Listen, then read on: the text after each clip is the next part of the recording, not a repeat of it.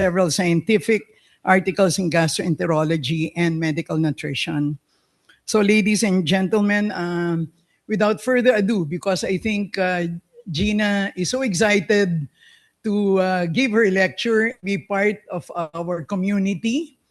My friend, a classmate of my sister in batch 72, may I now ask you to give her a big hand of applause for Dr. Regina Socorro Lorenzana Bagsik.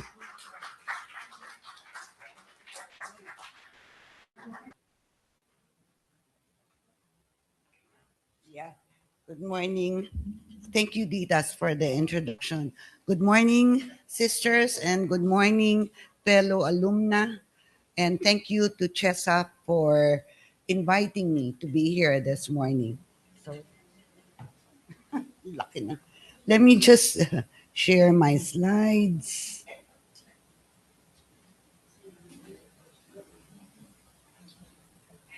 Yes, it's on the screen, Porky. I know it's okay. Are we good? Am I on screen? Yeah. Not good.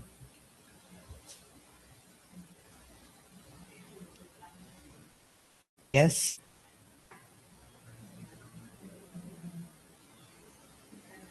Pasensya na kayo. Senior na rin yung nagmamanage ng ano.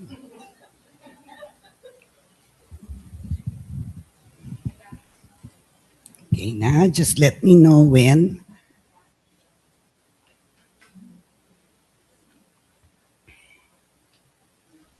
Okay.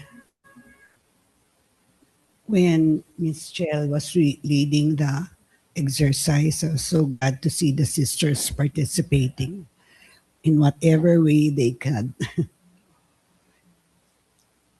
Mm.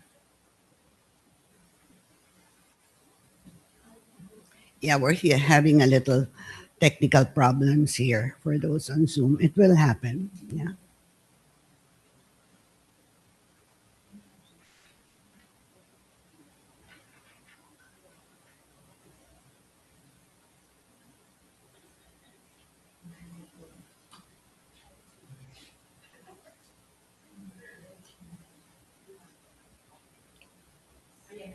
All right. So those on Zoom can see my slides, correct? And can hear as well. Yes? Okay. Just give us a heads up if that's not the case.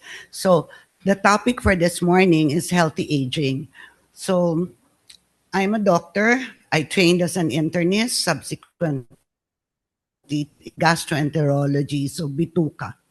So why, you might ask, is a gastroenterologist talking about healthy aging? No, that's because somewhere along the way of the postnomials, uh, along with a handful of Filipino doctors, and they were mostly surgeons, I became interested in using the concepts and ideas of nutrition to apply in patient care in order to achieve better patient outcomes. So I followed up that science quite closely. That was more than 30 years ago. And the science has grown exponentially to involve all other areas of health and disease, including aging. So that's why. As a disclaimer, though, I am neither a dietitian nor a geriatrician. So 2021 to 2030 has been designated by the United Nations as a decade of healthy aging, with the WHO, the World Health Organization, as the main implementer of programs and policies. And the focus on healthy aging is in recognition of the fact that globally there is an increase in the aging population, with both an increase in healthcare as well as a decrease in birth rate and infertility. So if you look at the demographic of the population pyramid in the country from 2015 to 2025, you can see a shift in the population demographics with a contraction of the base, so that's the younger age group, and an increase in the older age population. So this trend is predicted to further or to go on for the next decade in that in that trend. The trend is not only local, it is global. In fact, it started several years ago with the aging population in high income countries, but it has since been more pronounced in the low and middle income countries like in the Philippines. In fact, by 2050, they are projecting that two-thirds of the world's aging population will be in the low and middle income countries. So if you look at the life expectancy in the country, there has been a steady increase since the 1950s. In the 1950s, you weren't expected to live longer than 55 years old. But currently, life expectancy at birth in 2026 is 70 years old, a little more for females than for males. Currently, we have a population of 11 million elderly in the Philippines. I think we have more senior cards than seniors, no? So anyway, there are 1 to 2,000 Filipinos who are expected to become centenarians to reach 100 years old. And globally, 1 billion age 60 and above, a figure which is expected to double by 2050. So you see why there is a focus on aging and in particular healthy aging. So what actually is healthy aging? The WHO defines it as a process of developing and maintaining the functional ability that enables, let me just remove this, that enables well-being in the older age. And functional ability, is defined as having the capabilities that enable all people to be and do what they have reason to value, be it something as simple as being mobile or meeting their basic needs, eating by themselves, bathing and dressing by themselves, to higher cognitive or mental functions like learning, growing, making decisions, building and maintaining relationships, or even contributing to society. And functionality is a combination of both the intrinsic capacity of the individual as well as relevant environmental characteristics. The intrinsic individual capacity includes the mental and physical capacities, which are in turn dependent on the presence of disease, injuries, and age related changes.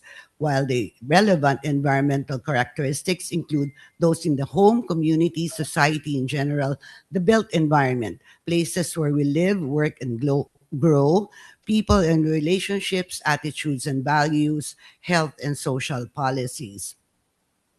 Around the world, there are different places which are considered notable for their high centenarian populations. And this includes the US, Italy, France, Japan.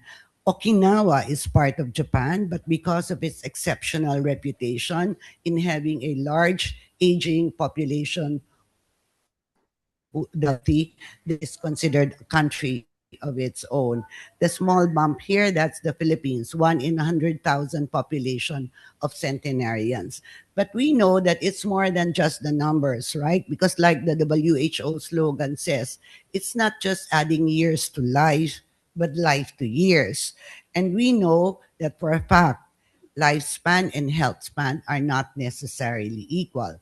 And that's why around the world, there are certain areas which have been noted for their healthy aging population, and this has been called the blue zone. So there are 5 around the world: Loma Linda in California, Nicoya, Costa Rica, Sardinia, Italy, Icaria, Greece, and of course, Okinawa in Japan.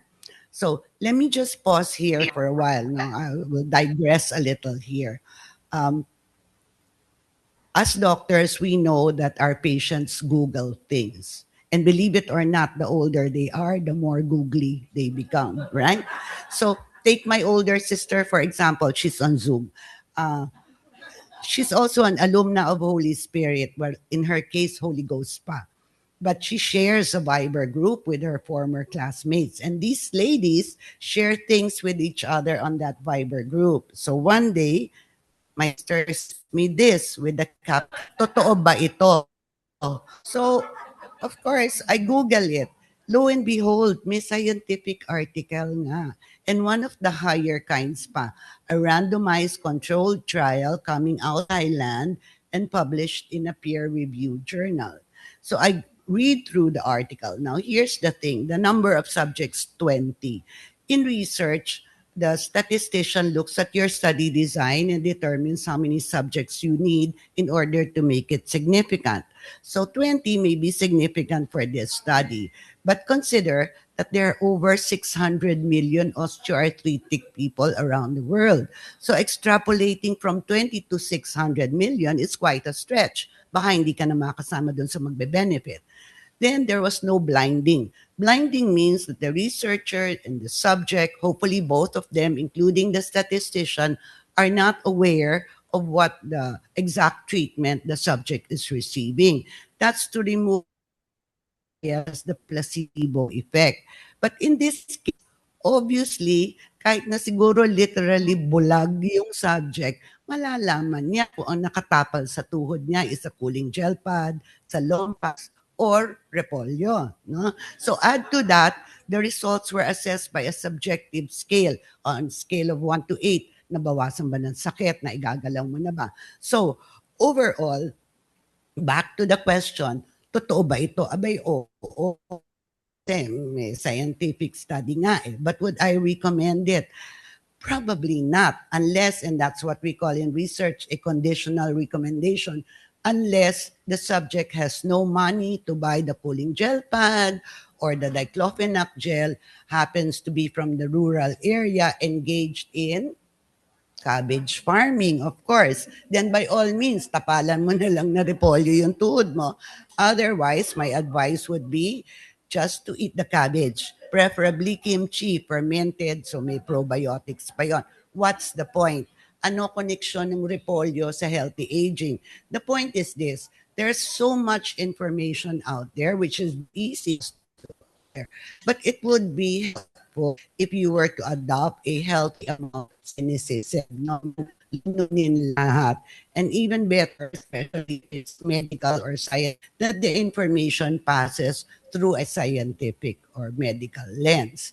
So that's what we're going to be doing in the next few minutes. We're going to look at information on healthy aging and see may scientific basis or proof ba? At hindi naman tayo nagsasayang lang ng panahon. So back to the blue zones. These areas have been studied anthropologically, culturally, even genetically.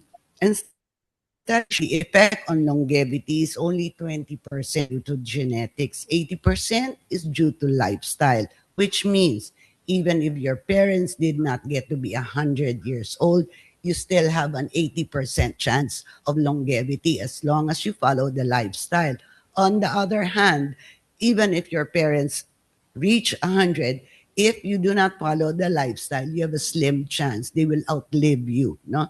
So these are the lifestyle factors that have been proven to improve health span and lifespan. So number one, diet.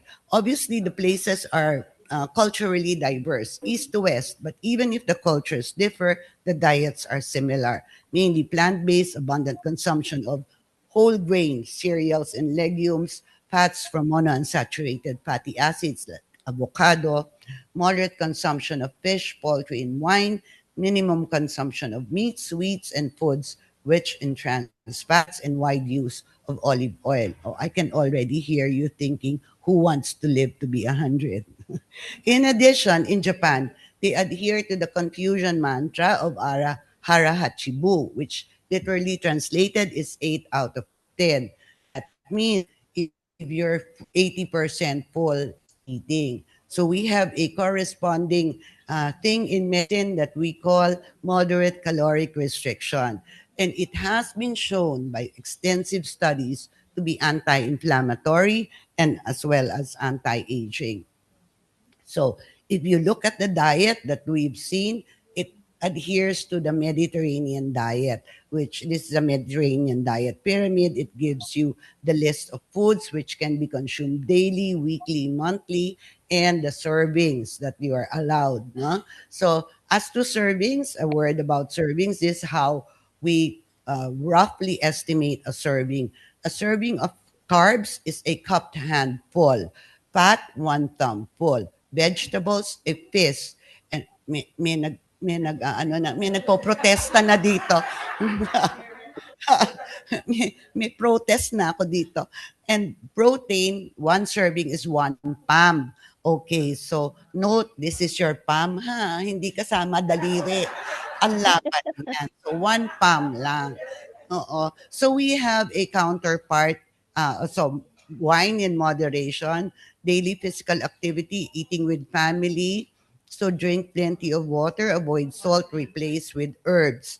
So we have a counterpart locally. We have from the DOH, the Pinggang Pinoy. No? So roughly the same, half vegetables and fruits, a fourth protein, and a fourth whole grain cereal. So this plate method is very common internationally also. So that's 50% vegetables, 25 protein, 25 grains. And if you want to estimate how many calories you're consuming, a 9-inch plate will give you roughly about 350 to 500 calories. But you cannot claim that you're eating half the calories because you remove the 50% vegetables and fruits. Ha? Masyadong wais. No? So, what's the proof here? Have shown clinical trials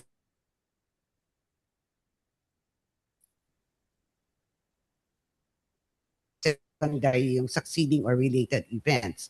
In high-risk individuals but without existing cardiovascular disease, they show a decrease in the major cardiovascular events by 30% over 5 years. And patients with coronary heart disease, they followed up over 1,000 patients for 7 years, comparing Mediterranean diet to low-fat diet, showing that the Mediterranean diet decreased the major adverse cardiac events by 26%. Med trial, there is benefit on cognitive performance and also impact on physical function in 19 studies with over 90,000 patients. So what about the Arachibu, the caloric restriction? Decrease multiple cardiometabolic risk factors. It has benefits for pre-diabetic conditions, protective for neuroinflammatory and cellular senescence. Cellular senescence is the aging of the cells. Neuroinflammatory or neurodegenerative conditions include like Alzheimer's, dementia, etc. Mediterranean diet yan. But plant-based diets are also more sustainable. So when you talk about healthy and sustainable diets, dalawa yan. Healthy, sustainable, nutrition, and the environment. No? So poor diets are the major contributor to rising prevalence of malnutrition in all its forms, whether over or undernutrition. Currently, we have an epidemic of overnutrition, not only uh, locally, globally. Dietary factors increase the risk of non-communicable diseases. Unhealthy diet and malnutrition are among the top 10 risk factors contributing to the global burden of disease. No? So, non-communicable diseases include heart disease, diabetes, and even cancer. But also on the environment, because food production accounts for a big chunk of our resources, and food systems are responsible for 20 to 35% of greenhouse gas emissions. Animal-based foods have a higher environmental impact or footprint per calorie or gram than plant-based foods. And adoption of a low-meat diet is estimated to decrease diet-related greenhouse gases by nearly 50%, half, and premature mortality by nearly 20%. But take this also in the context of an expanding population. By 2050, we are expected to be at 9 to 10 billion, which would increase demand by 70%. At current resources, we cannot honestly meet this demand. So we will either starve people to death or destroy the planet doing so if we go on with what we are doing. So healthy diets can be described, of course, on nutritional adequacy. Tama lang ba, kulang, or variable intake of specified food groups. So diabetic diet, low cholesterol diet, or adherence to dietary patterns such as the Mediterranean diet. But, and this is from the WHO, diets are more than the sum of nutrients and food consumed or dietary patterns because diets are a way of life. No? So kasama yan doon sa lifestyle factors. And it's a choice. No? So be mindful of the diets that we consume. The next is physical activity. If you look at the areas included in the blue zones, Costa Rica, Sardinia, and Greece, people still living, they still engage in the traditional livelihood, which is agriculture and livestock. So, ang daming walking, going up and down hills, etc.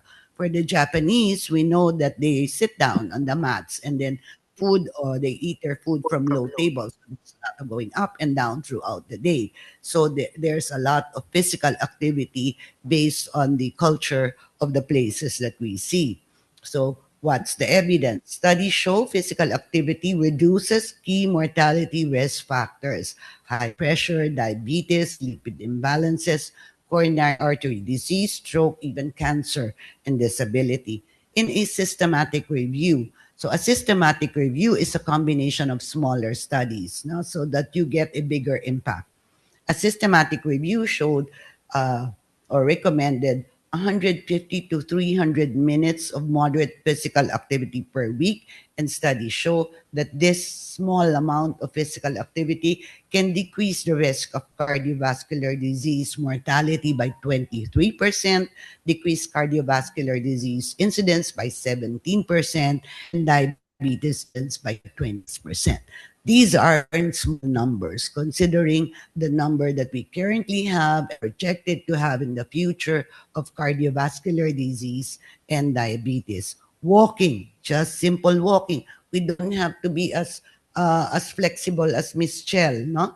Simple walking, effective anti-aging na yan. Significant decreased risk of age-related diseases, heart disease, hypertension, diabetes, even cancer, improves musculoskeletal disorders. Libre pa, no? Walking lang. So in a trial called the LIFE trial, they showed the physical activity program reduced mobility disability by 20%, and the SPRINT trial, minsan OA ang mga doktor sa kanilang acronyms, no? Decreased incidence of mobility disability. And it doesn't have to be very hard activity. Terrible si Lola, wala sa bokabularyo niya, osteoporosis. So it doesn't have to be this strenuous, hindi kailangan tumambling. For physical activity, we have the FIT principle. Tuwan-tawa si Ma.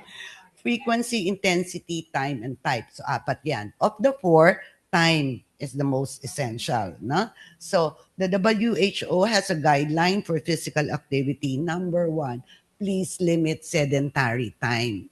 No, so even if you're watching a series on Netflix, please do get up once in a while and walk around. No, you don't even have to pause the program.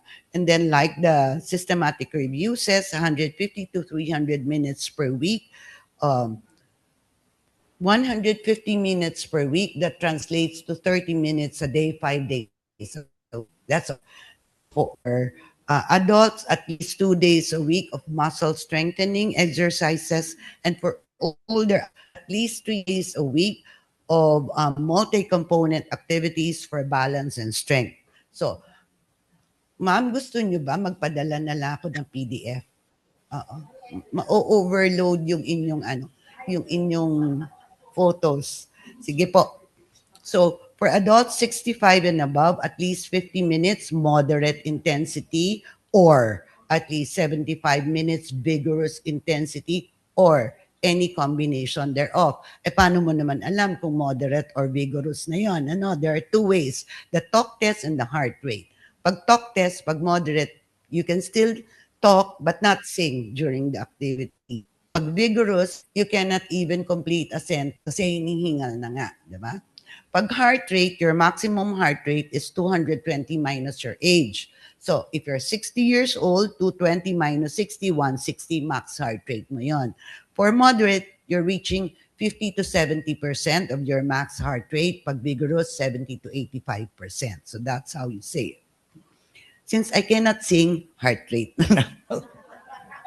Alam ang diferensya sa aerobic activity should be performed in bouts of at least 10 minutes duration. So yung 30 minutes a day, 5 days a week, you don't even have to do it dara-diretso, no?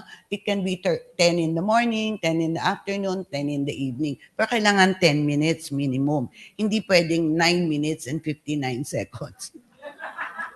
Walang effect yon. Kailangan 10 minutes. And then, yes ma'am, 10 minutes po, yung physical activity po. For additional health benefits, increase, di ba? Sabi ko, of the four sa FITT, the most important is time. For additional benefits, increase the time. So, doblehin yung time for moderate or vigorous. Adults of this age group with poor mobility, dapat 3 days a week, enhance balance and to prevent falls, no? Para hindi nababalian. Then muscle strengthening activity should be done involving the major muscle groups 2 or more days a week. When adults of this age group cannot do the recommended amounts of physical activity due to health conditions, they should be as physically active as their abilities and conditions allow. So even in our bedridden or patients, do recommend passive exercise with the help of either physical therapist or a caregiver. Earlier on, when Miss Chell was leading us in the physical activity, I was so heartened to see the sisters in wheelchair moving man lang their arms. Si sister actually nagsayaw pa nga eh. Good for you, sister. Ang sama ng tingin ni sister. So, anyway, these are the examples of moderate and vigorous activities, muscle strengthening, and this one for balance. Now, as a word of caution, if you are not used to physical activity, please do not do or try to hit the maximum all at once. Do it gradually until you get used to it. And then for balance, if you really have a tendency for being off balance or falling, please do seek professional advice first and have somebody with you para you're safe. Baka mahulog, sisihin si Doktora Bagsik. And then the next is social connections. You know, when I think of Sardinia, I have visions or I have in my mind a group of old men gathering after their evening meal with a mug of grappa. No? So they gather. Then in Japan, they have a concept of moai, keeping a circle of friends who stay close to every season of life. Now, Nakikinig social ako connections ng Zoom. are social issues. It's a Nakikinig ako, little meron akong pinakikinggan. School. our studies showing, for example, a strong correlation between social Nakikinig ako connections, ng Zoom. health, and Sa school namin yan, di ako then pumunta. Nakikinig lang ako the dito. study suggests that social Sa school integration ito, may be a key tuturo ng social mga resource. bawat mapagtandaan mo, paano ka hindi. Wala ko ba In this study on spousal bereavement, they show that spousal bereavement increases healthcare costs. Matay yung spouse. For the remaining spouse, increased healthcare costs and mortality, nagkakasakit yung naiiwan. And mortality spike. More for men than for women. Ang laki ng diferensya, no? They cannot live without us. Talaga, correct. In a review of 35 yay for your women, in a review of 34 articles published between 2012 to 2020, it showed that poor social relationships are associated with cognitive decline. The for this study that the social engagement may help protect against age-related cognitive decline. So sisters, on the rest of the girls in the group, if you're already in the elderly age group, let's meet together once a week for socials that would be healthy as well, and also for physical function.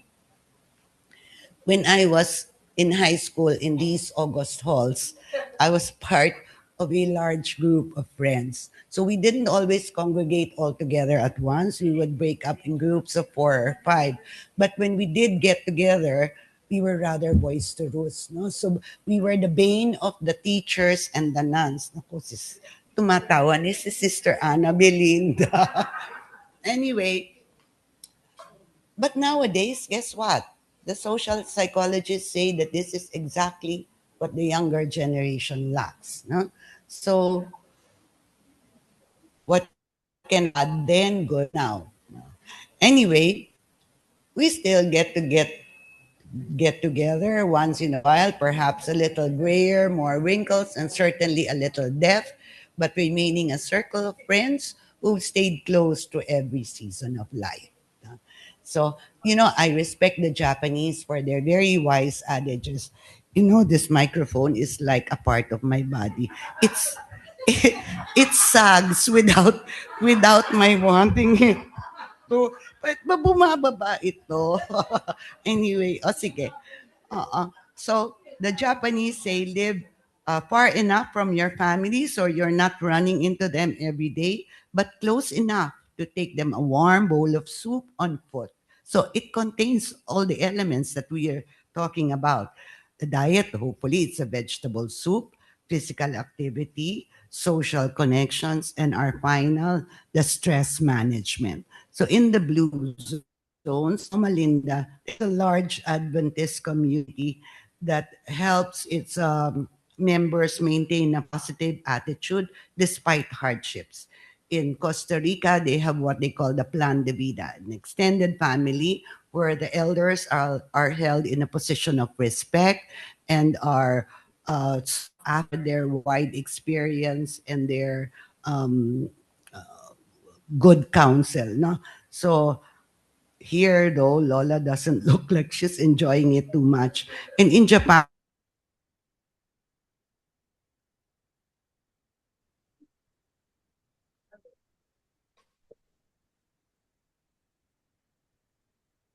Audio lost. I lost the audio of Reg.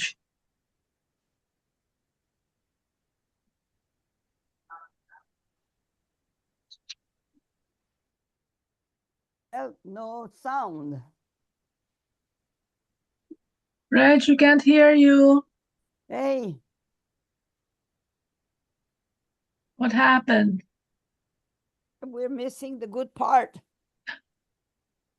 Rewind, rewind. Rewind for 2 slides. Tawagan natin si Dolly. What happened? No sound. Doc Reggie.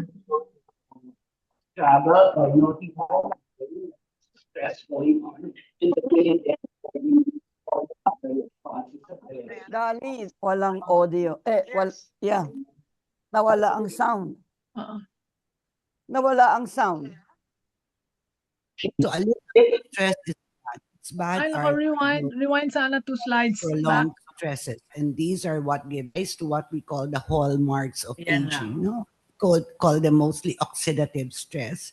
And among the hallmarks of aging, I would like to talk about just one in particular because it's right up my alley. It's called dysbiosis, the imbalance of microbial communities in our body. We have microbes in our body. I think the biggest community is in the GI tract. And there are more microbial cells than human cells in our body. There are 40 trillion microbes in the body and only 30 trillion human cells. So these guys outnumber us. If they were to decide to mount an attack, we would be done for. In medicine, we call that sepsis. So in March 2021, the New York Times ran this article, "A Changing Gut Microbiome May Predict How Well You Age." And this is based on studies such as this human gut microbiome aging clocks. Researchers studied the microbiome of thousands of people from around the world, and they found that when they examined the masses of microbes in your body, they can tell your age even without knowing what year you were born, because microbes dynamically change across the lifespan from before birth up to old age. They change in both in diversity, position, and function.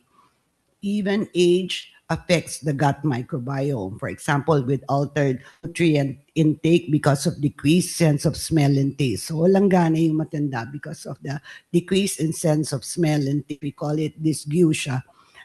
Of course, problems with dentition, difficulty in swallowing, disturbed movement or peristalsis, even decrease in digestive enzymes, decrease in immune function or immune response, and decrease in colonic motility. Di ba? Pag older people, frequently they are constipated.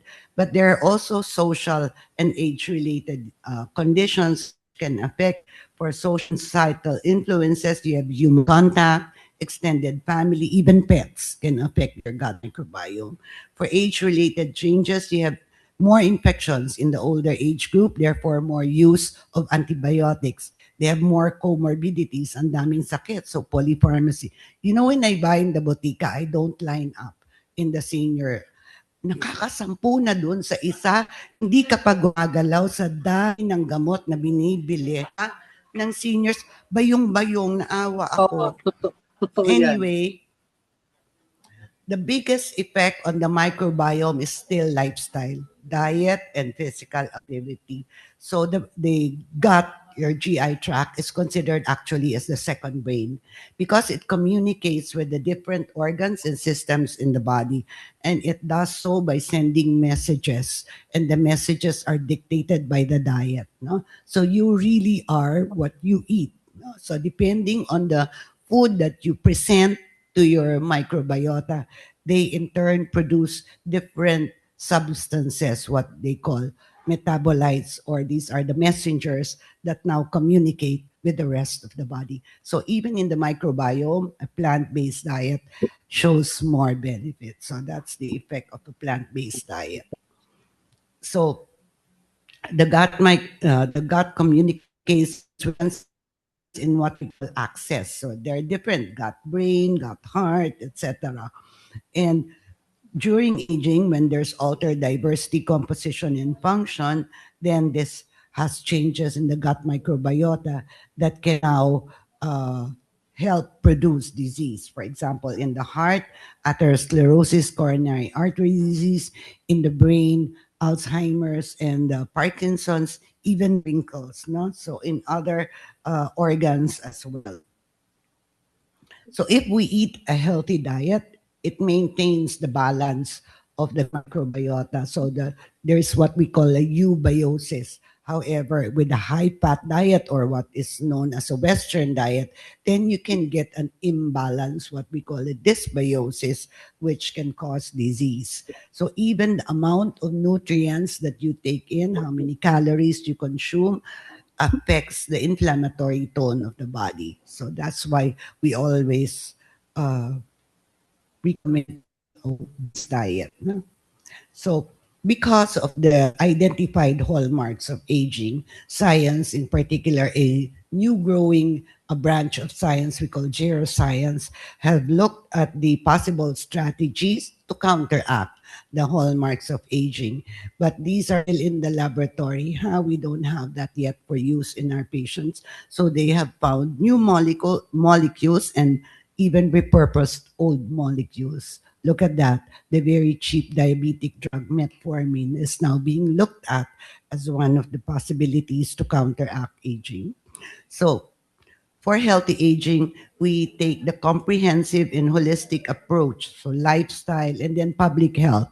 In public health, this is the work of our DOH, and they've been very good naman at it. No?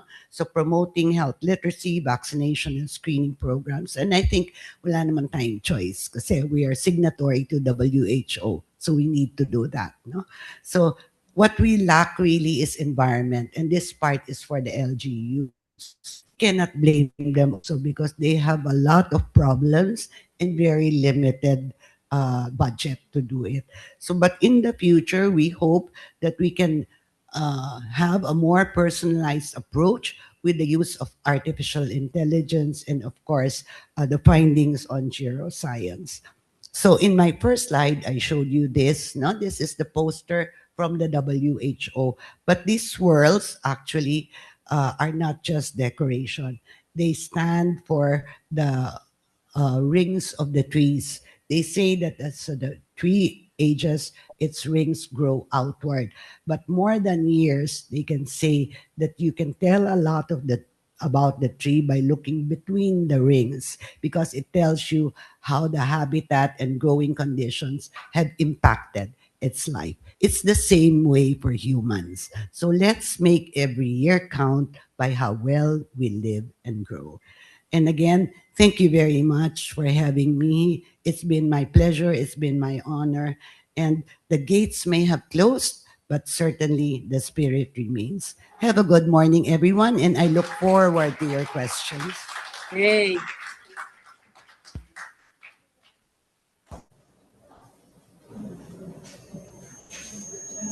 So stay here, Gina. No? So thank you very much, Gina, for that very comprehensive lecture from how it is not to age, hopefully. I forgot in the introduction, batch 74 nga pala si Gina, hindi ko ka-batch. Okay? And then at the same time, she's the senior moment ko na daw. She's also the physician of Manny Pacquiao and the family. So if yung mga madre, baka you want to see Manny Pacquiao, we will tell Gina to invite him for our next meeting.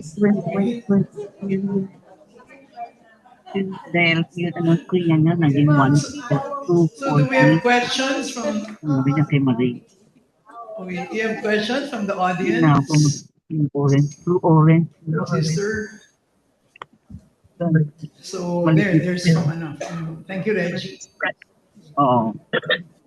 Yung inom niya. Hindi na daw siya inom. Nakikinig pala si Oh, Mitch. yung pwede nyo nakikita sa Instagram. Is Tai Chi a good exercise? As it is very popular. Does it have an effect, as it says, no, in terms of your inner organs? Tai Chi. Yes, I would recommend Tai Chi. It's been a centuries-old practice for the Chinese. No?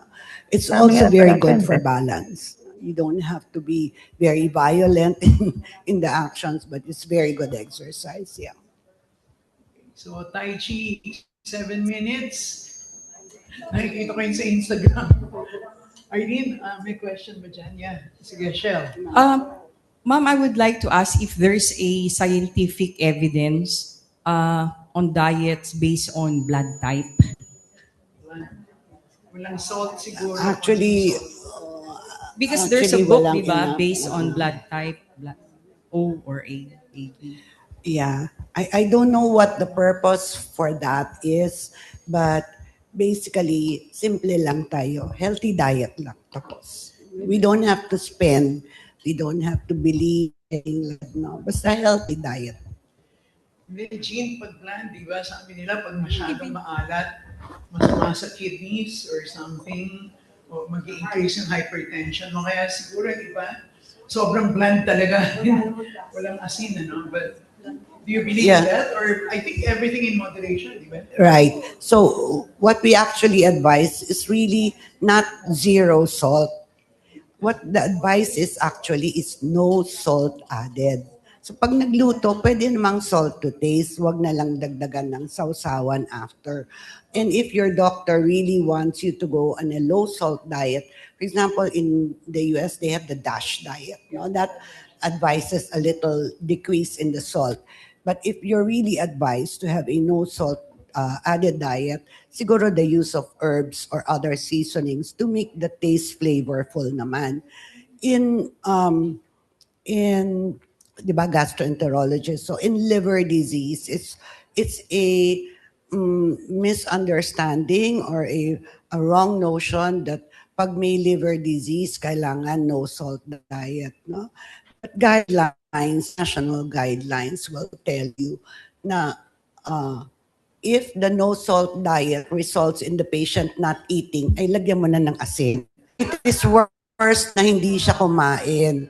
The very minimal naman yung effect ng salt doon sa liver disease. No? So, kumain na. Wag namang, kasi the trade-off is worse than the cure. Yeah. Okay. You know, we need salt in our body. Salt is a source for your sodium, which is a very important electrolyte. So it maintains the blood pressure also within the body. So, you know, di ba, Jean, it's really a matter of balancing it off. So, tama siya. Kung hindi ka makakain, yung mga madre, walang asin, no? We're not taking you naman to drink patis, no? Just so, ito, very popular question. Arlene, ito muna, ha? Bago ikaw. Oo. When is it okay to take Ozempic? May Ozempic, may Mounjaro na rin ngayon na mas mahal. Yeah. So, when is it okay? Okay, Ozempic is what we call a GLP agonist. No, it actually originated as a drug for diabetes, so increase the insulin secretion. But the FDA, both foreign and local FDA, have now approved Ozempic or GLP agonists for that matter, and others for weight loss. for weight loss, we follow the Asia Pacific international guidelines on how to achieve weight loss. The basic really is diet and physical activity. We cannot get away from that. If you think that injecting yourself with Ozempic and that's it will work, it will not. No, so we need to go to the basics first.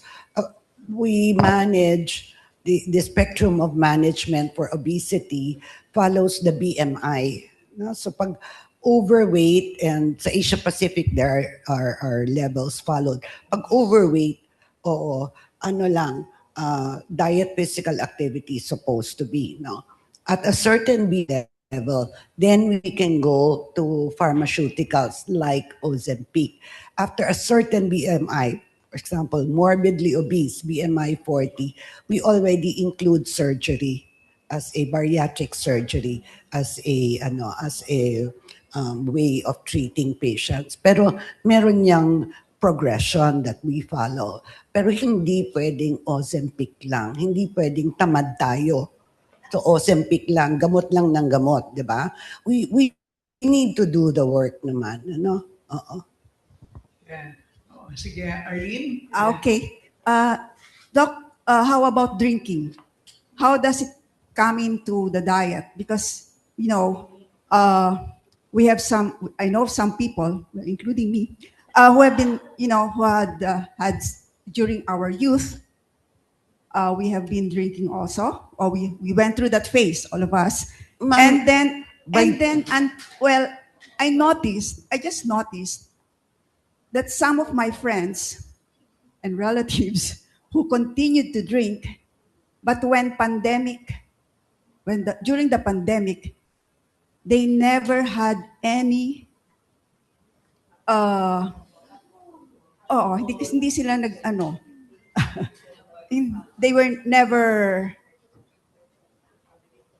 they never caught that disease or that, what do you call it? Yeah, that, the COVID. They never caught the COVID. Miski, katabi ko na, my husband kasi, na siya, COVID ako, he never had it at all. Has there been, and I know of some friends also, has there been any research on that matter wherein baka yung blood nila meron ng may alcohol. Di ba may advice nga one foreign president na uminom na. Anyway, ma'am, clarify natin ha. By drinking, you mean alcohol. Diba? Yes. Okay. Sige. Baka kasi tubig lang yung pinag-uusap. Alcohol. So the question was the effect of alcohol on the body. Mm-mm. And does it is it protective against COVID? Ma'am, ang COVID po hindi namimili.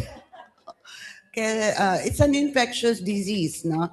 Infectious diseases know no masters. It hits anyone.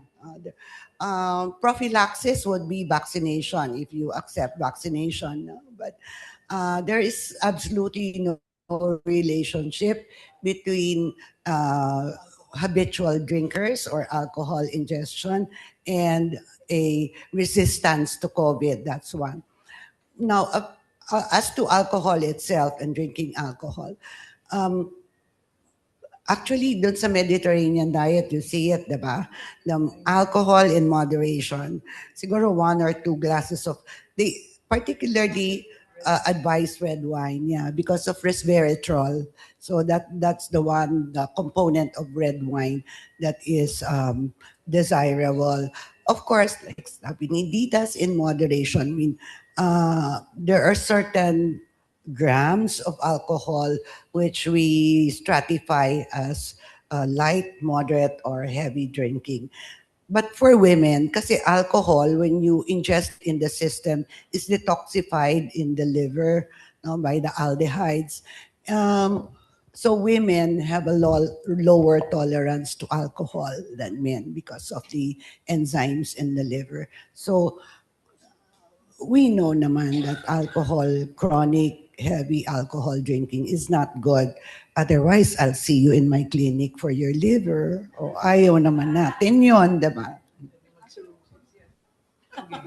Hindi daw siya si Disclaimer daw, hindi daw husband. siya.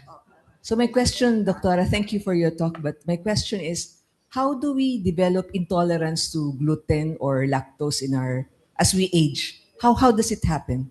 Yeah, for lactose in particular, as we age, the enzyme that digests lactose is lactase, no? As one ages, the lactase levels go down. Starting age 7 years old, actually, the lactase levels start to go down. Yung gluten intolerance, it used to be, but that we never saw gluten intolerance in Filipinos or in Asians, no? So now there are a lot of people saying that they have gluten intolerance, but food intolerance kasi is a little difficult to define, no? I don't know if it's real gluten intolerance to begin with.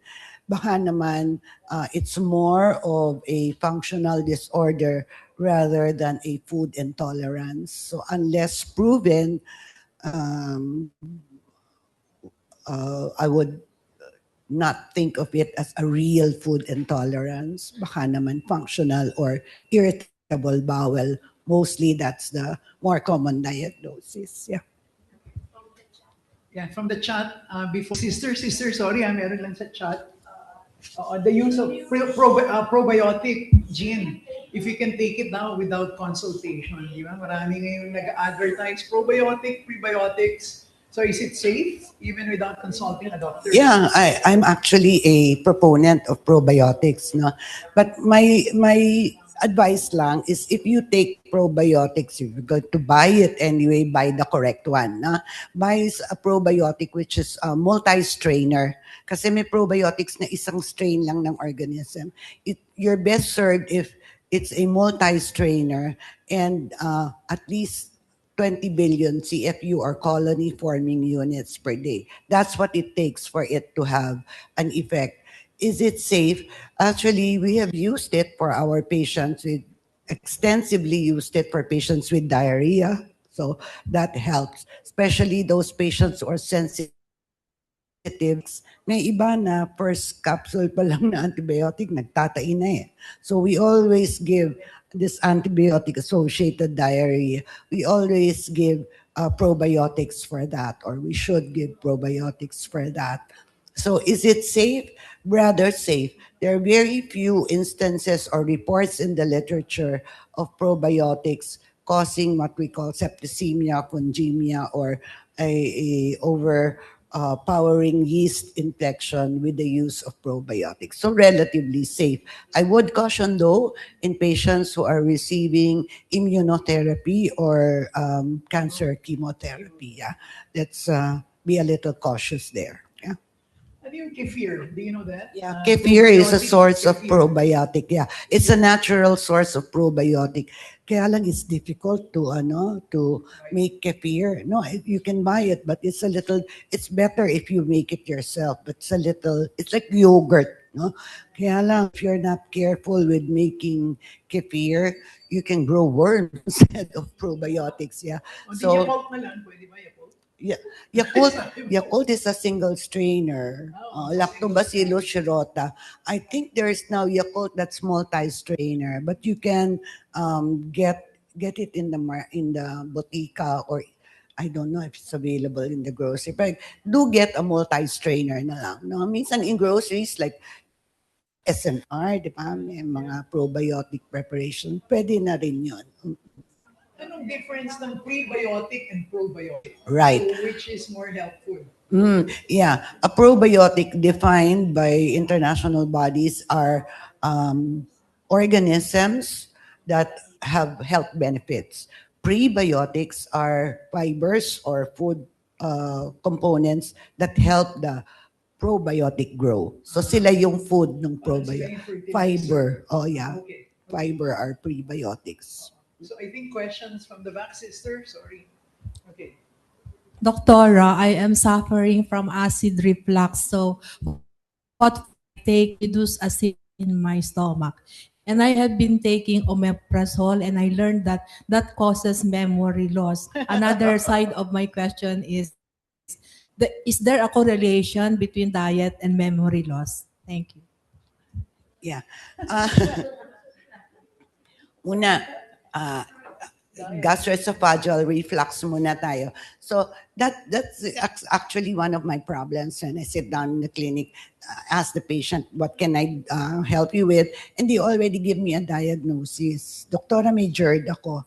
I mean, that's my job to make the diagnosis, right? So if sometimes there's a range of symptoms that people attribute to GERD when it's not actually GERD. But if it is real GERD or acid reflux disease, in terms of the food, kasi acid reflux means the acid is found in the stomach, right? The stomach is built for acid. If it refluxes, that means it goes up into the esophagus, which is not built for acid. And the reason why it goes up into the esophagus is either because poor motility or that sphincter between the esophagus and the stomach is not working well. So certain foods make the sphincter relax more, which is what we don't like because mas tataas yung acid, no? And those foods include oily foods or fatty foods, peppermint, spices, even smoking and alcohol, ma'am. Magre-reflux. So those are the things to avoid if you have real acid reflux disease. And then food for memory. Again, let's just follow the healthy diet, the Mediterranean diet, because that's already what has been proven to improve neurodegenerative conditions. No?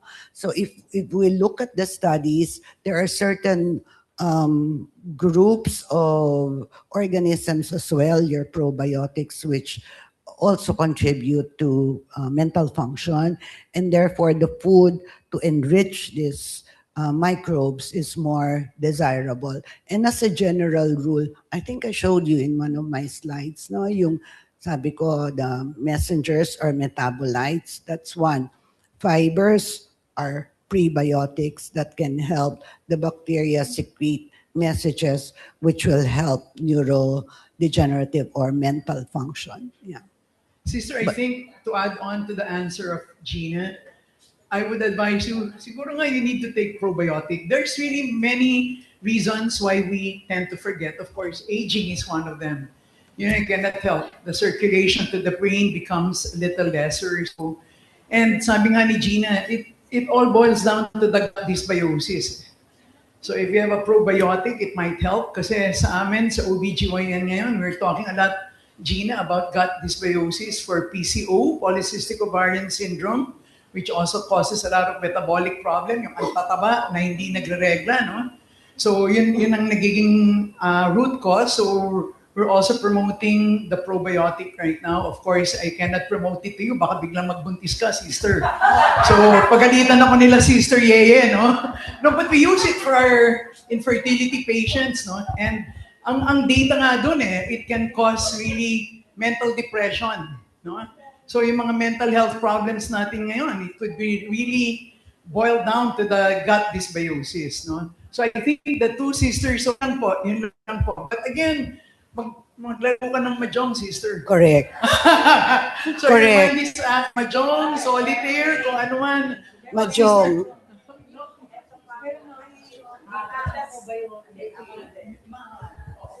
Hello. Ako solitaire.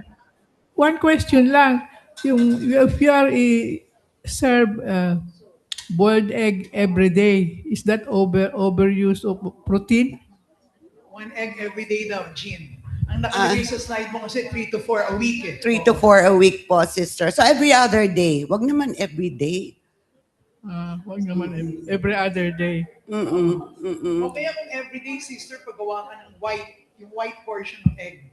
Kasi yung white ang mas maraming proteins.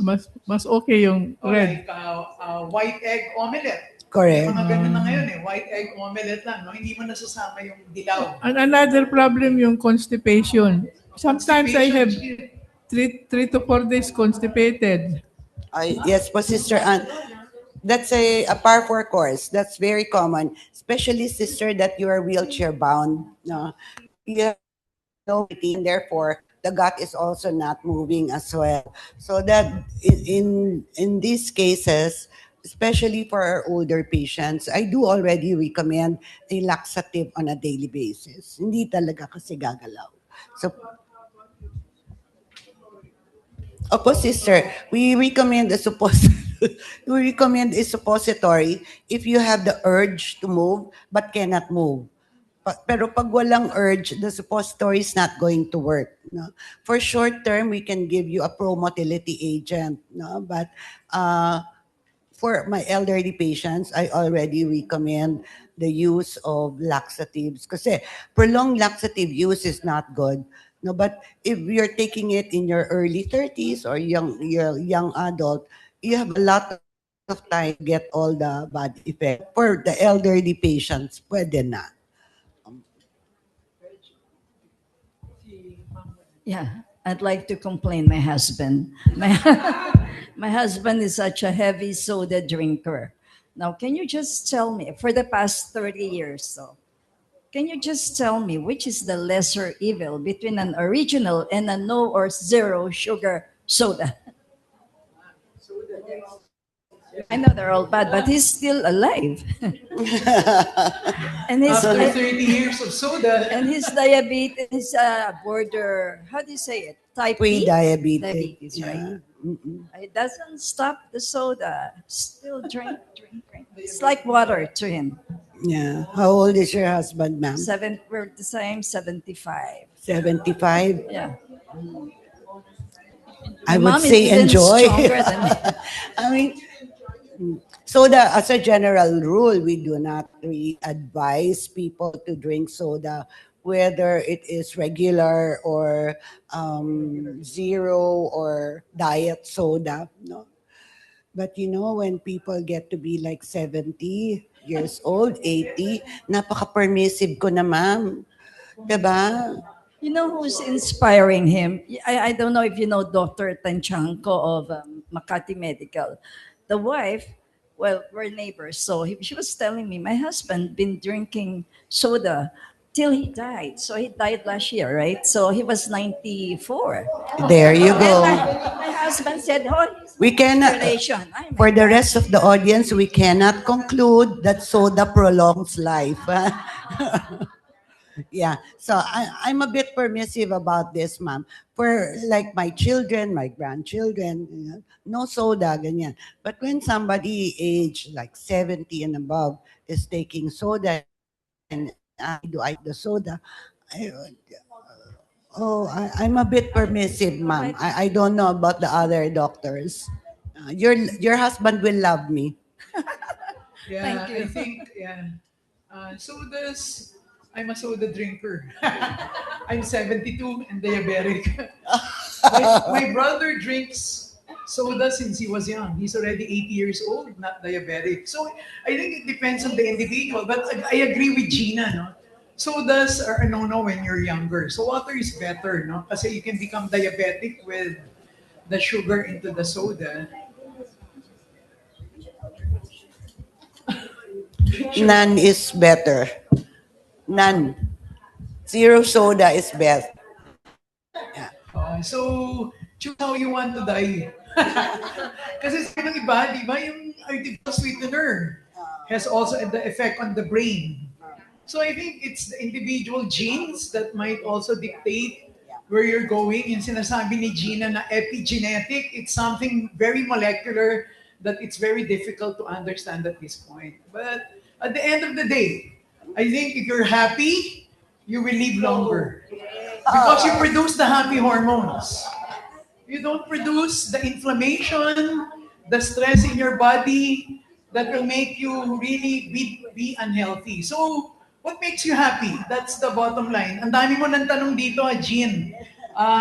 Una, yung soft drinks, nasagot na natin. So, yung ano na. So, ano daw yung Mediterranean diet? Can you expound on the Mediterranean diet? Yeah, the pyramid, no? The bottom is the whole grain cereals, ganyan. And then for the middle, you have your pulses. Pulses are like nuts. And then fish. And then the top, that's the no-no, that's the meat and the sweets. So, yeah, We gave it kanina, including the serving Yeah, sizes. yeah, no? it's in your screen. Siguro you can share with Arlene later Sure. some of your PowerPoint, Jean, ano? I will.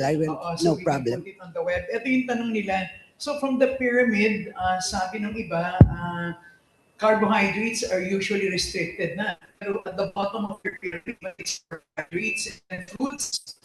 So comment on that.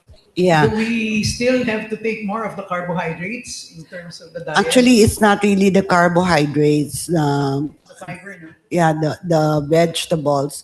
But if we're talking about carbohydrates, it's the whole grain. No? In terms of rice, whole grain would be your brown rice or your red rice. No? Kasi nandoon yung vitamins and minerals.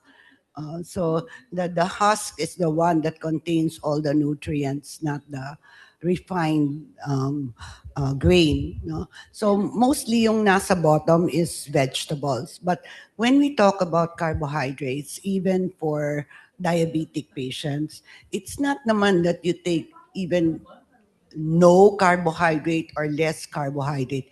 It's the type of carbohydrate. So we need to take the low glycemic index carbohydrates. So it doesn't raise your sugar. The same for fats. Minsan, even with my younger colleagues, yung mga trainees namin na doktor, ino-automatic nila na pag nakitang mataas yung cholesterol, mataas yung triglyceride, i-reseta low-fat diet. Fat is important. It's part of our brain substance, actually, our gray matter. So it's not really a low-fat diet, but a healthy fat diet. And yung healthy fat diet is mostly the monounsaturated fatty acids, yung mga avocado, nuts, berries, ganyan. Coconut oil. No, coconut oil is MCT, medium chain triglycerides. So, Okay. So, si ma'am, before that, kasi may question about alcohol na lang eh. Is it connected to diverticulitis if you drink alcohol? no. Diverticula. Diverticulitis is inflammation of the diverticula. Diverticula form as outpouchings in the lining of your intestines if there's pressure. Parang hose na lumolobo doon sa areas of weakness. And there's pressure if your bowel movements are not regular. You can develop diverticula, which then becomes infected and is called diverticulitis. Okay. Yes, Drinking. ma'am. Okay, you mentioned that our gut is the second brain. Yeah. Because Gut feeling. basing on experience, I had diverticulitis and IBS sabay. So I couldn't eat anything, nothing fibrous, no vegetables, kasi I would always bloat.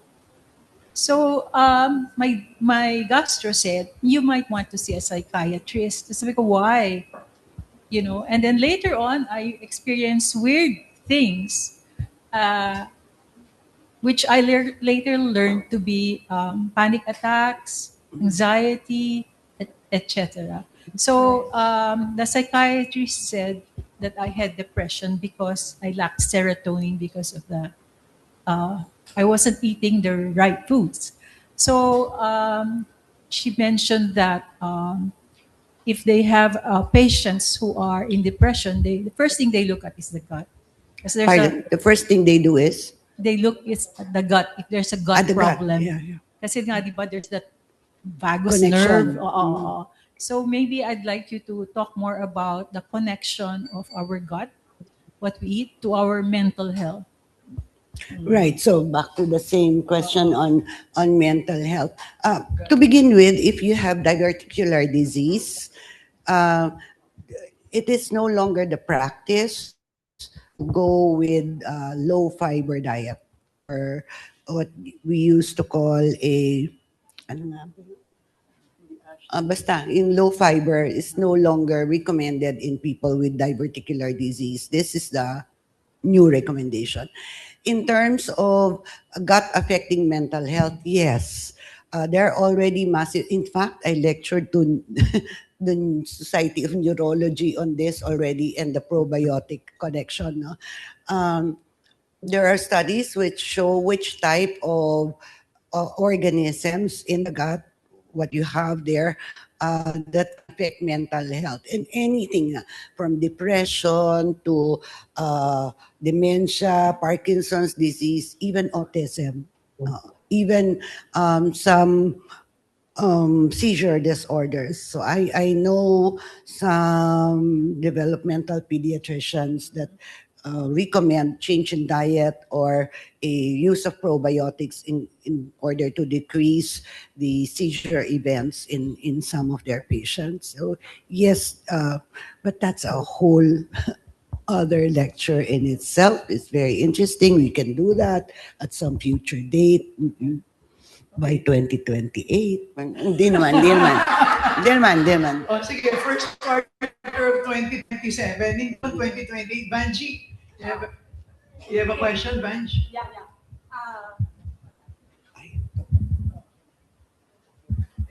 Dito na lang, Banji. Doctora, have you heard of Epstein-Barr? It's like EBV, a virus Epstein-Barr which could virus. cause some eczema, and it feeds on your diet, such as eggs, gluten, or other things. It manifests itself in the skin, di ba yung nag-eczema? And it's like even if you apply topical ointments or take antihistamine or whatever, it still at some point will manifest itself. EBV, Epstein-Barr virus, is a virus, so it's to a certain extent an infectious disease, no?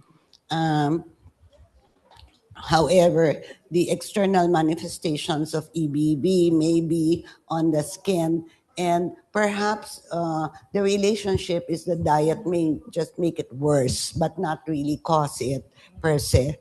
So there probably a viral infection unmasks a latent skin problem or a tendency to eczema. And diet can help. For example, for allergies, we use as well as antihistaminics. Ang hirap kasi determine or to and it's also hard to know if it's actually an allergy or just a local reaction. Even with food, no, it's difficult to say if it's food intolerance or food allergy, because those are two different things, and sometimes it's not even there. It does not conform strictly to the definition of intolerance or allergy. I'm not an expert on EBV or skin diseases. Thank you, Doctor. Anyway, just one more question. Yes, po. Because we always mention eating vegetables. That's a very general word of saying, let's eat our vegetables. But let's say you have a high creatinine level. Your doctor normally would ask you to watch your potassium levels. So there are certain vegetables which they have identified to be high in potassium, like spinach and all of the even legumes or other things, no. So I think there are times wherein you still have to be selective with regard to the vegetables we're eating, because spinach, for one, I mean, I've talked to a doctor, and for somebody who has high creatinine levels, parang he would say, do not take spinach at all. Yes. Because it's not advisable if you have a high creatinine. Of course. These are case-to-case basis. And when it comes to electrolytes from vegetables, the ones who are better at this would be your dietitians or your nutritionists, because they have studied that. But for people with kidney disease per se, especially those who are borderline stage, like stage 3 or 4 kidney disease, na will be dialyzed, one of the important things that we look at is the protein in the diet. No? So if they have borderline kidney function, napakataas na nung creatinine, we ask them to go to a plant-based source for the proteins, like soy, for example. And some people will tell me, but soy, meron akong may arthritis naman. But studies now from the rheumatology societies worldwide say that soy in the diet does not affect the plasma uric acid levels per se. So, ayun. So, Sister, before I go to the question of Sister Mel, sige. Yes, good morning po. You were saying that yogurt is good for our diet, for our gut. I would like to be enlightened how to take yogurt because we are making our yogurt here in the convent, but I notice we eat it differently. Some eat it before meal, but very few. Some like it frozen, like an ice cream, and taken after meal. So is there a best way how to take in yogurt to get its benefits? We're talking about the benefits of yogurt in terms of it containing probiotics. Diba? Yes, but how to time the yogurt, there is no right or wrong timing for yogurt. You can take it anytime. Yeah. Are you manufacturing or are you producing this on a commercial basis? Hindi po, for Patikim? our house only, for the house. For private consumption? Yes, yes. Magandang business po yan. Andito na yung mga bibili sa inyo. Oh. Tapos mag-lecture po tayo ng probiotics. Tapos yung pangalan ng yogurt nyo yung nasa ilalim and what number to call to order. Okay, before Sister, ito lang yung kay Sister Mel, isa lang. Is drinking 4 glasses of hot water after waking up in the morning beneficial to health? Is that your question? Is it beneficial? It's not bad, but whether beneficial or not. What it does do is it relaxes heat in general, relaxes the GI tract. No? So perhaps if medyo meron kayong digestion problems or peristalsis problems, hot water, as hot as you can tolerate, will be beneficial, whether it's in the morning or whatever. In fact, for my patients na medyo adverse yung reaction to eating, sabi nila sa akin, parang hindi ho bumababa yung pagkain or parang hindi ako natutunawan, I advise them to take something hot before a meal. So, Sister, last na po to sa akin. Kasi It's po okay. marami rin sa amin po yung hair fall. Naghahanap po kami ng iba-ibang shampoo to prevent hair fall. Ano pong pagkain dapat namin kainin? Thank you. Vitamins lang po yon, sister. Supplement lang po tayo ng vitamins and na multivitamin supplement po. Sometimes kasi if we're not eating enough or not eating a well-balanced diet, we run into deficiencies of vitamins and minerals and trace elements. So supplement lang. Any multivitamin preparation will do. I'll group this question, Gina, it's about osteoarthritis. No? So what can we do about it? Is it just pain management? So how can we avoid? And then, do we need to take collagen supplements?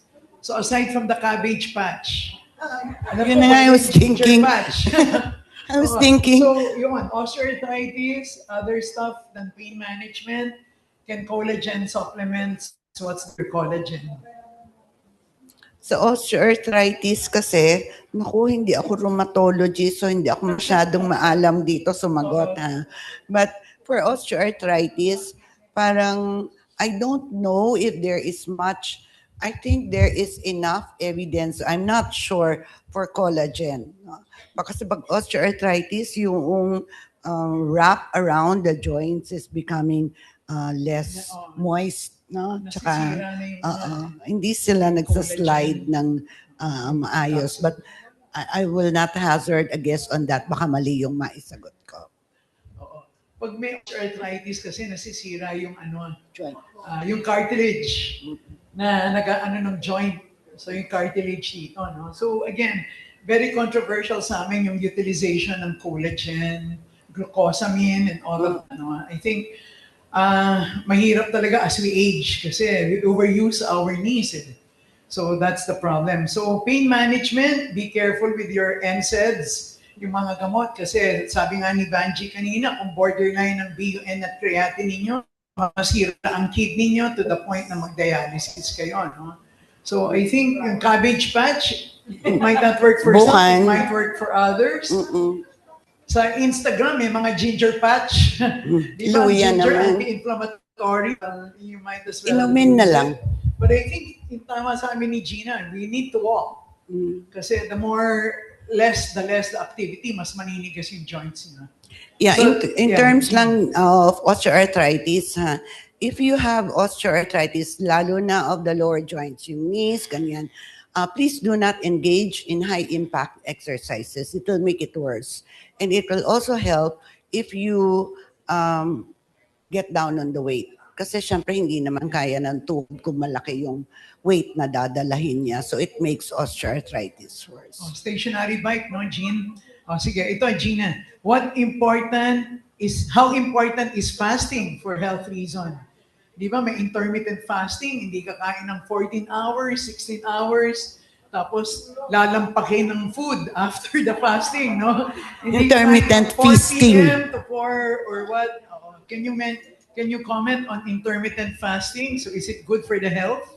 Yeah, like I said, di ba, the Okinawans have the harachibu, and then I said that we have a counterpart for that, it's moderate caloric restriction. So it's not really a matter of fasting per se, but the calories are decreased, and we have already loads of information that caloric restriction and even fasting diets they get rid of the inflammation. Kasi ang backgrounder naman ng aging is really inflammation, and we call it inflammaging, diba? So if anything that will tend to decrease the inflammatory tone of the body is always good for aging. In fact, meron na ang body of science on that if you do fasting, what fasting does kasi is how do I put it? It boosts what we call autophagy. Autophagy is a physiologic mechanism in the body that gets rid of damaged or dying cells. So if you use that mechanism of autophagy, and it phagocytoses or eats those damaged and dying cells. So that's good for removing all the oxidative stress, yung reactive oxygen species or oxygen-free radicals from the body, which will help aging. So basically, that's the backgrounder for it. So how often should you do it, or how many hours? Of Ay, fasting? depende ha. Pag medyo older age group na, it's probably not a good idea to go on prolonged periods of fasting. We do recommend intermittent fasting for people who are trying to lose weight. It's a good way to lose weight. But like Dita said, intermittent fasting means that it's for a certain number of hours, after which you will eat healthy food. Hindi intermittent feasting. Kasi yung iba nag-fast ng 12 hours, pagdating ng after 12 hours, oh my Lord, talagang ang dami nilang kakainin. It doesn't work that way. Huh? Eat all you can. Mukbang, oo. Yeah, sister has a question.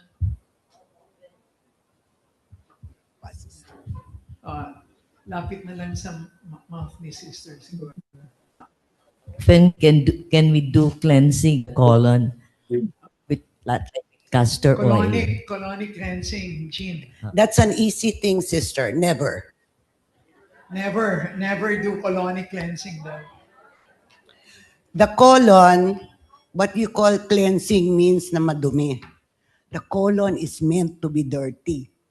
That's where the bulk of your microbiota is. Can you imagine trying to erase that? You do not do that. I know a politician who did that. He died of sepsis. So we don't do colon cleansing. You only do colon cleansing if you're preparing for a procedure. For example, a colonoscopy or a CT scan of the colon. So there's a reason. But to do it because you think it's healthy, it is not. You're supposed to keep it as God meant it to be, dirty. There are many places in the body that's dirty. Your mouth, your vagina, they're all dirty. But they should be dirty. God made it so. In Okay. fact, yeah. In fact, we have problems with children being raised in an or almost sterile conditions. They don't Yeah. build their antibodies. Yes. That's why I tell my son, babayaan mong gumulong sa dumi ang anak mo. It does better. Amin sa OB, pag malinis masyado ang vagina, nagkakaroon kang infection. Ang tawag doon, bacterial vaginosis. So you don't really need to clean everything, no? Hindi ako maghuhugas. May natural environment yan eh. So yun yun. Oo, sige. So last question sana before we close. Unless, meron ba? Ito muna, Porky. How do we manage minimizing microbial growth to protect the good cells of the body?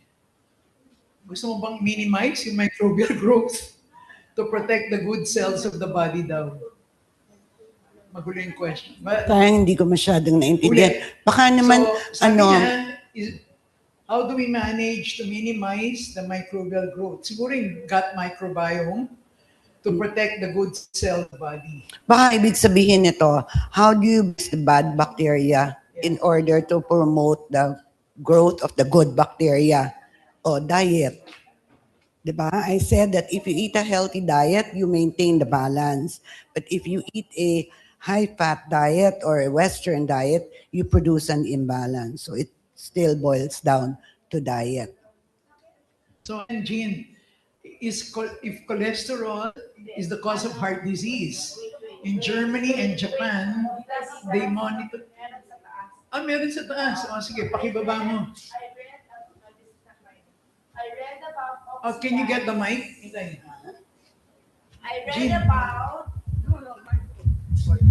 I read about oxidized cholesterol that is the cause of heart disease. It says that only Germany and Japan monitors oxidized cholesterol, while the rest of the world track only the HDL and LDL. Is this why there are fewer cases of strokes in Germany and Japan? I don't know about oxidized. I know hydrolyzed cholesterol. That's what you call yung trans fats. No, they're lyzed, but oxidized cholesterol. I'm sorry, I'm not aware of that. And as to the lower incidence of strokes, in Germany and Japan, they have an excellent health system in Germany and Japan. So that's probably also why they have lower incidence of strokes. So it's a matter of the health system in general. And of course, they have healthy diets. I don't know about the Germans, but the Japanese have excellent diets. So the Germans eat a lot of sausages. And beer. Sausage! Diba? They're fun, yeah. And beer. Oh, nako. Sarap yun. May question pa ba sa chat? Porky, wala na. Sa audience natin, meron pa po? We're happy? Si sister, may question yata. Reggie, can you? So I think this will be the last question at ayaw natin pagurin masyado si Gina. Sige, sister. It's a little question. For some time, I had no appetite to eat, so I ate very little. Then I discovered soy sauce in my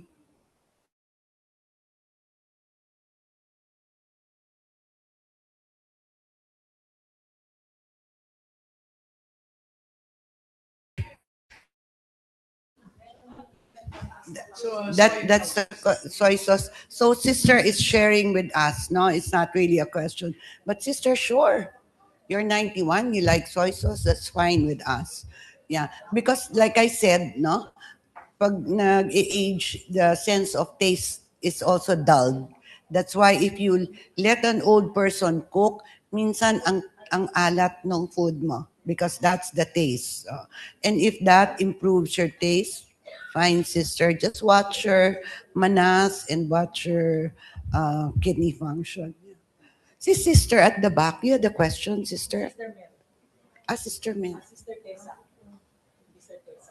What could be the reason for constant burping, even after drinking water, and also bloating. Yeah. Bloating, gas passing down. These are symptoms of irritable colon. No?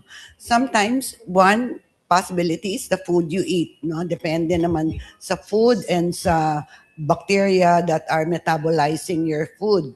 There are some gas-forming organisms, and couple that with the food that they form the gas from, you will get a lot of gas. But by and large, mostly it is because the food does not pass very efficiently through your GI tract because of your motility problems. So it's a functional disorder. The motility is disordered. Yeah. That's why it's one of the main manifestations of irritable bowel. Very common, very common. Yeah. What can be done, siguro? What can be done?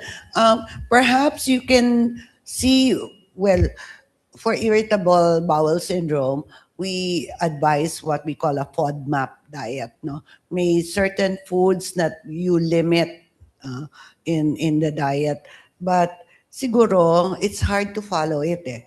So siguro tsaka individuals differ. It works for some, it doesn't work for others. So siguro just observe what types of food make it worse. No?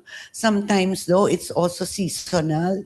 Sometimes same diet, sometimes it's there, sometimes it's not. No, I'm sure you will observe that. So again, we don't know the exact cause of irritable bowel, so we don't have an exact cure for it. Yeah. But it will not kill you. That's the good news. Yeah. So, sister, you can see Dr. Bagsik in Cardinal. Cardinal Santos. Okay. No more questions? So I think it's been a very fruitful morning in terms of the learning. Thank you very much. Thank you, Gina, for lecture and being very interactive. So may I now call Clara Jean Arce and of course Banji Kwong, our VP, to present our symbols of heartfelt gratitude to Dr.